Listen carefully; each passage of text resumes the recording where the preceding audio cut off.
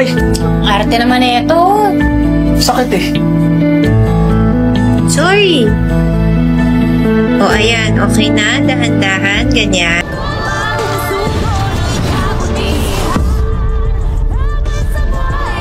Pinasok tayo. Ako yung naging target. That's him. Kapatid ni Santino si Tanggol. At doon sa meeting de avance ni Tanggol, narinig niya nagsalita si Fatima Benito. Sinasabing yung anak ninyo ang pumatay sa Kuya David niya. Kaya siguro pinagtangkaan niya ang buhay ni Miguelito. Masyado ako nagpadala sa galit ko sa sulsul ni Akulos.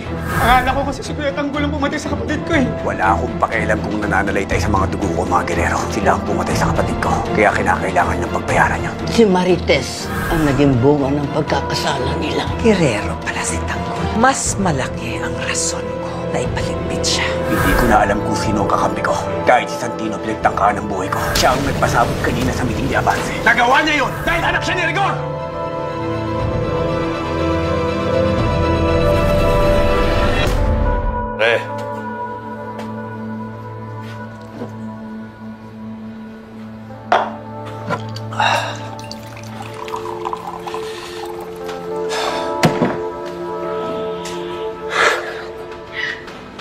Rigor, araw-araw ka na umiinom ah.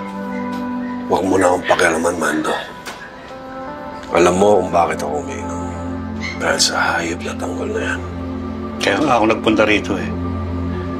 Meron akong mahalagang sasabihin sa'yo.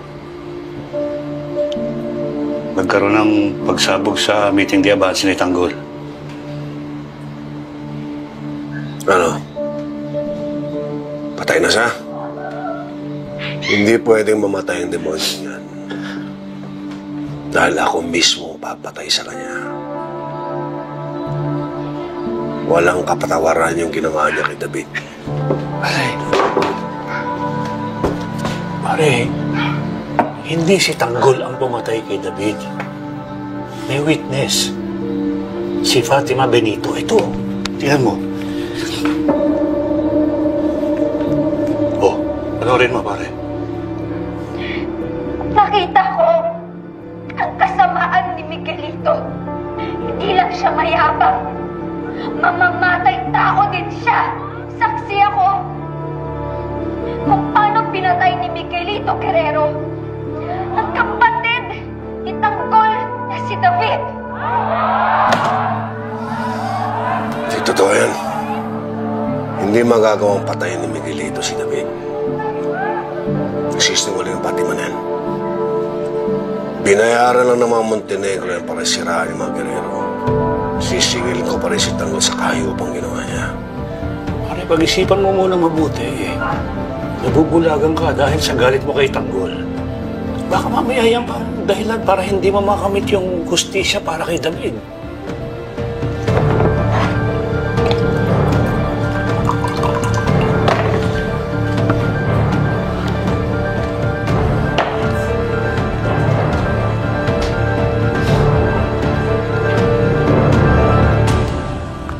Ano? Nalaman mo na ba kung sino yung taong yon? Ang kapal ng mukha niya sumugod sa teritoryo natin. Papatayin ko siya, Ma. Do we know who he is yet? Santino. Alam mo, Miguelito, ikaw ang punot-dulo ng problemang to. Yeah, it's all my fault. Someone broke into our house and tried to kill me. Dahil hindi mo napatahimik si Fatima. Sa meeting de avance ni Tanggol, sinabi niya sa harap ng maraming tao na ikaw ang pumatay sa kapatid nila, si David! Teka! Ano? Magkakapatid sila na ng Tanggol? Yeah, Ma. Magkakapatid silang lahat. Si Erica.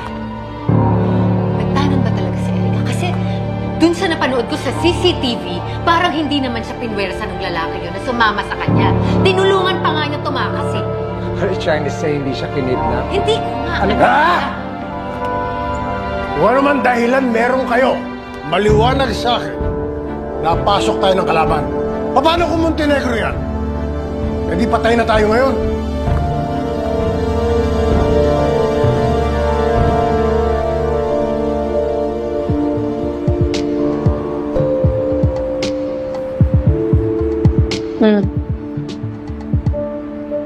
Salamat ha. Caroline. Kasi nandito ka.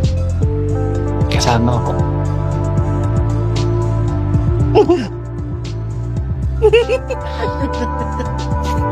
Ikaw alam mo, lasing pa lang.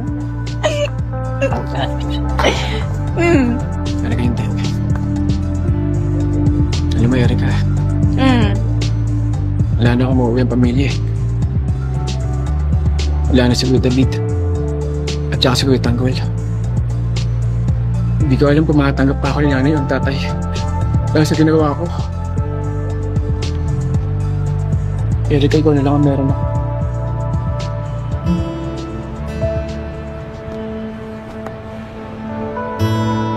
Thank you, Santina, ha?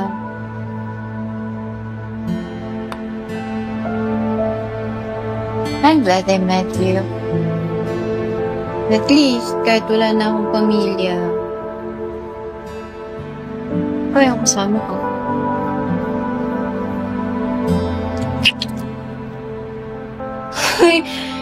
Santina, you're drunk. Erika. Tayo ko na gusto mo lang siya.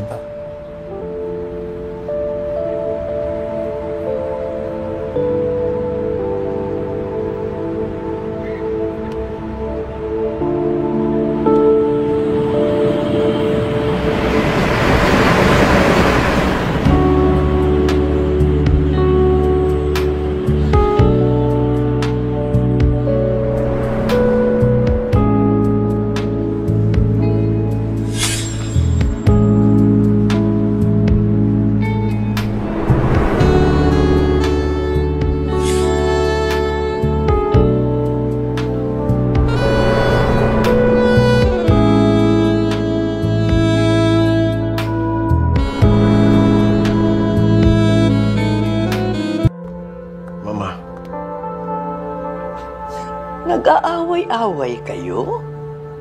Hindi ba dapat nagpapakasaya kayo dahil sa ginawa nyo? Lalo ka na, Roberto.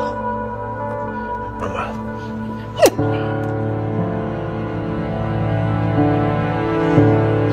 Roberto, nagmamakaawa ako sa'yo noon. Baka madamay ang kapatid mo. Pero hindi mo ako pinakinggan. Mas importante sa'yo ang ambisyon mo at galit. Nang dahil sa ginawa mo, namatay si Inigo. Nang dahil sa ginawa mo, nawalan ako ng apo. Ginawa ko yun para protektahan ang pamilya natin. Ginawa ko yun para sa inyong lahat. I had to do it! Kung nadamay man si Inigo, pinalulungkot ko yun. I'm sorry. Collateral damage. Roberto, tandaan mo ito. Dugo ng kadugo mo. Kung nasa kamay mo ngayon.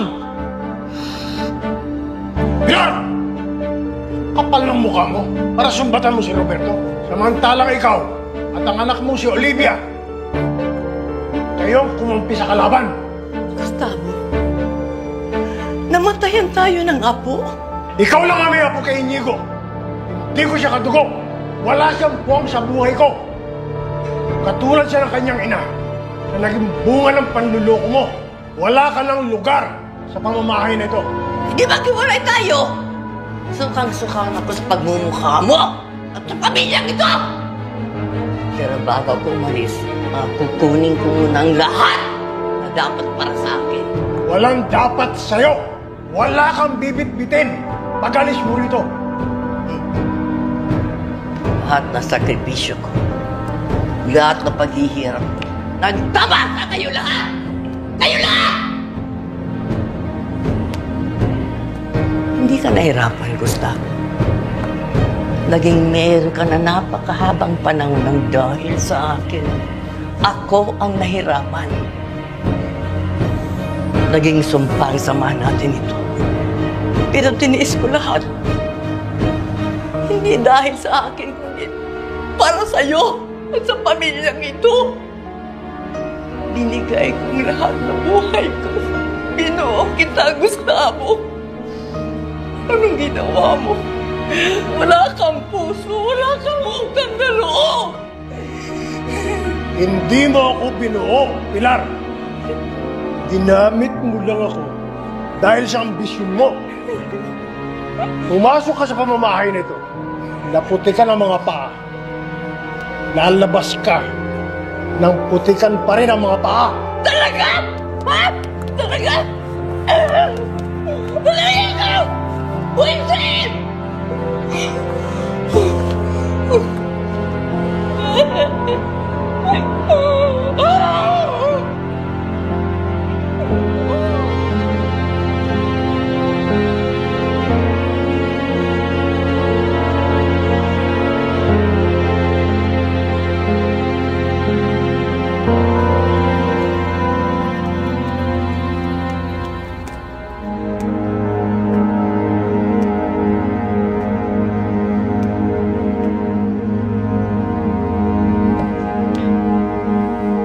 Anak, bakit hindi na lang natin iburol si Inigo? Hindi ko kayang makita ang anak ko na nasa loob ng kabaho.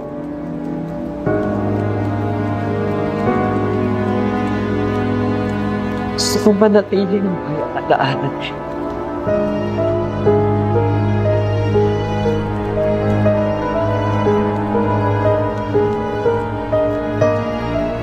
Pa,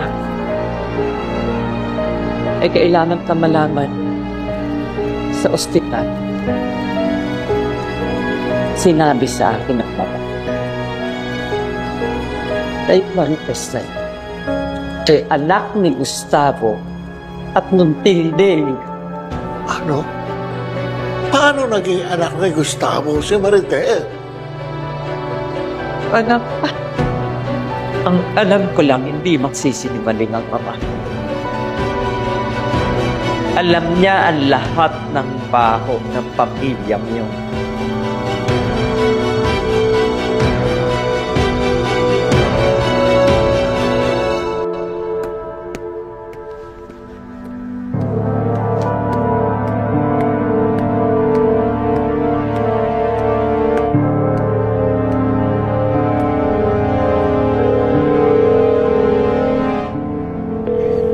Nasaan ka?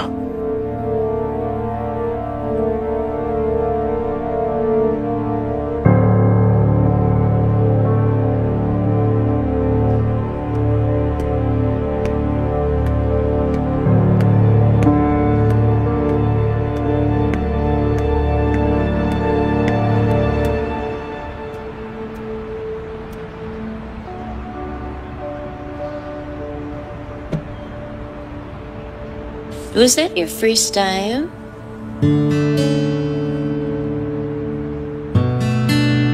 Bakit? Lata ba?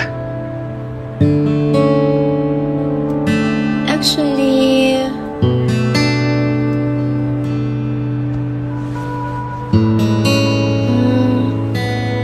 Hilda, you're good. Nagustuhan ko rin ang gabi natin ni Erica. Obviously. So, ano nang plano natin? Maghahanap muna ako ng malilipatan. Pagkatapos, ipaghihiganti ko ang kuya ko.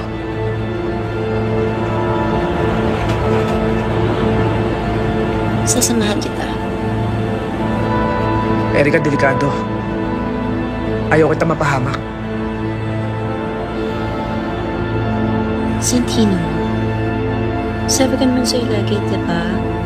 As long as I'm with you, kahit saan pa tayo magpunta, alam kong ligtas ako. Please, Santino. Ikaw lang yung kakampi ko eh. Please? Sige. Pinapangako ko ako magtagtag kita.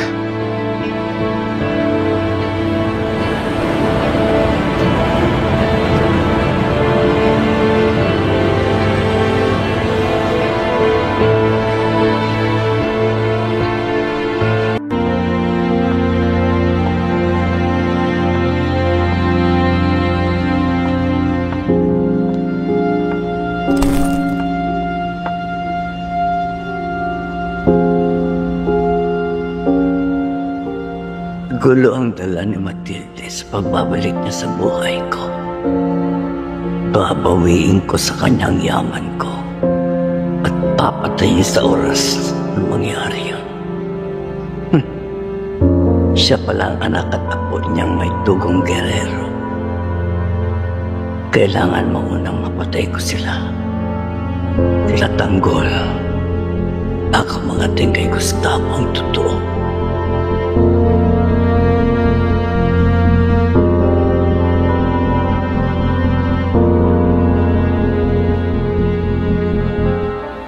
Tanggol, ano mong gagawin mo sa kanila? Huwag kang paghihinaan ng loob. Huwag kang magpapa-apekto. Sa nalaman mo tungkol sa mga gerero, the Guerreros are nothing if not for the Montenegros.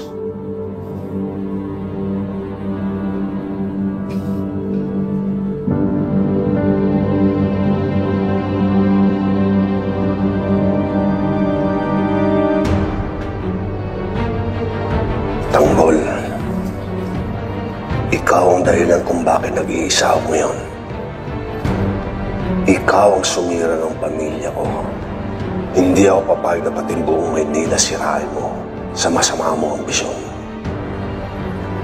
Sisiguraduhin kung hindi ka mananalong mayor.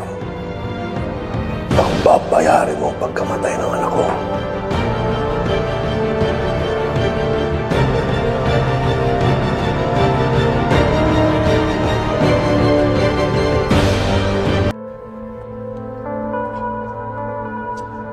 May problema ka ba, Tanggol? Hindi naman nawawalan ng problema yan si Tanggol eh. Tanggol, ay pinagdadaanan ka ba?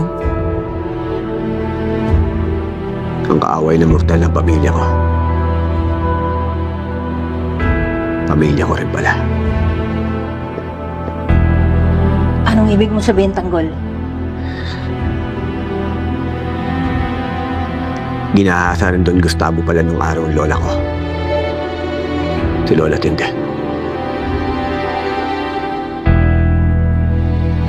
At ang naging bunga nito ay ang nanay ko. Ano? Sandali. E di apo ka ni Don Gustavo. At isa kang gerero? Anong plano mo, Tanggol? Kayo pa naman ang gerero ang maigting na magkalaban sa eleksyon. Aatras ka na ba? Ihinto mo na ba yung pagtakbo mo bilang mayor? Hindi. Dahil ito ang magiging motibasyon ko para ipagpatuloy ko ang laban ko. Dahil kapag naupo ang mga gerero ulit ng munisipyo, siguradong mas lalo maghihirap ang mga tao. Kaya ipagpapatuloy ko ang pagtakbo ko bilang mayor. Sige, Tanggol. Huwag kang mag-alala. Hinding-hindi ka namin iiwan hanggat hindi ka nakakaupo sa munisipyo.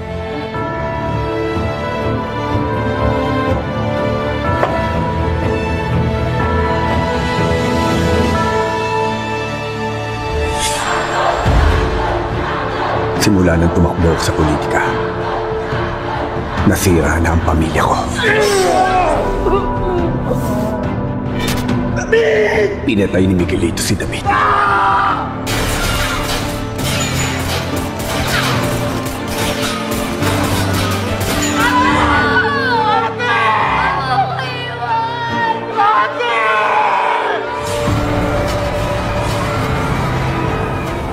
At ngayon, pinagtangkaan niya sa tiro ang buhay ko. Hindi ko gising!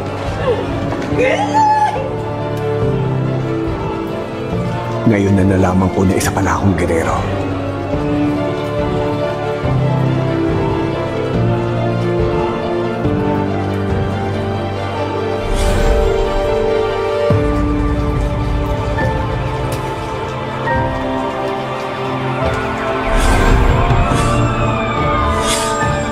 Hindi ko matatanggap ang pamilyang sumira sa buhay ko. Pananagutin ko sila. Pagbabayarin ko sila sa lahat ng mga kawalang yan at kahayupang ginawa nila. magbabayad ang lahat ng mga gerero. Pinatay niyo ang anak ko! Papatayin kitang girero ka! Vice Mayor ako! Sampung talo! Alam mo, hindi kita papatulog! Ano yun? Bilis! Sandali! Mahanap mo si Fatima. Tahimikin mo. Ilang may dahilan kung bakit namatay ang anak ko!